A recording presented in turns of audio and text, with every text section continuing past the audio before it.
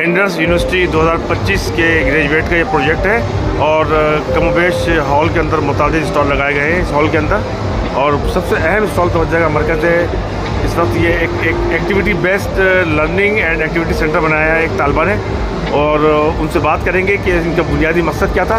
ज़रा मुझे पूरी तफसील बताइए क्या सूरत है, क्या मकसद है इस प्रोजेक्ट का। अस्सलाम वालेकुम, मैं इंडस यूनिवर्सिटी की स्टूडेंट हूँ और मेरा थीसिस का फाइनल डिग्री शो है। इसमें मैं बेसिकली लर्निंग और एक्टिविटी सेंटर डिज़ाइन कर रही हूँ ब्लाइंड बच्चों के लिए, जो लर्निंग और एक्टिविटी सेंटर उनके लिए डिज़ाइन कर रही हूँ। यहाँ मैंने उनके लिए सब कुछ डिज़ाइन किया है, जो वो लगाए हुए हैं। एक वॉल मैंने ऐसी दी हुई है जहाँ जो वो रिप्रेजेंट कर रहा है कि वो किस तरीके से फील करके अपनी चीज़ों को फील करके चल सकते हैं। दूसरा ये है, यहाँ मैंने उनकी जितने भी उनकी चीज़ों जितने भी उनके वहाँ मटीरियल्स यूज़ होते हैं वो सब मैंने अपने मटीरियल बोर्ड में दिखाए हुए हैं। ये सारी उनकी चीज़ें हैं। ये मैंने एक उनकी बुक बनाई हुई है। ये एक हमारा विज़न होता है जैसे हम देखते हैं, और ये उन लोग की राइटिंग है जो पढ़ते हैं। ये अगर आप खोल के देखेंगे तो ये अंधे लोग ब्लरी विज़न के साथ देखते हैं और ये हम देखते हैं ऐसे करके। तो ये मैंने उनकी एक पूरी बुक बनाई है। ये उनकी, इसका नाम है Braille book, furniture Braille book है ये उनकी। उसके अलावा जो है ये उनका कुछ मटेरियल बोर्ड है जैसे मैंने आपको बताया।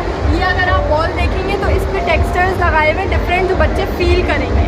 ये फील करके चलते हैं, हर चीज़ उनके फील्स होती है। ये उनकी फ्लोरिंग होती है जिससे वो डंडी से वो चलते हैं, उनकी जो स्टिक होती है, और ये उनको इंडिकेट करती है कि आपका डेंजरस कहाँ है और आपको कहाँ स्ट्रेट वे में जाना है। ये उनकी फ्लोरिंग होती है। ये अलग अलग किस्म में आती है हर तरह की, और मैंने अपने डिज़ाइन में भी इसी को यूज़ किया हुआ है। ये मैंने सब कुछ यहाँ जो है अगर आप देखें तो ये सब मैंने डिज़ाइन किया हुआ है, जो मैंने उनके लिए बनाया है। इसमें जो है यहाँ मैंने हर दरवाजे के पास, हर पाथवे के पास ये वाली इनकी फ्लोरिंग, ये जो फ्लोरिंग है वो मैंने यहाँ यूज़ करी हुई है। इनके हर डिज़ाइन में ये वाली फ्लोरिंग यूज़ होती है। और मैं यही है कि मेरा पूरा टॉपिक जो है वो इसी पर बनाया है मैंने। पूरा टॉपिक जो जितना भी मेरा क्यूबिकल रिप्रेजेंट कर रहा है वो ब्लाइंड लोगों को कर रहा है।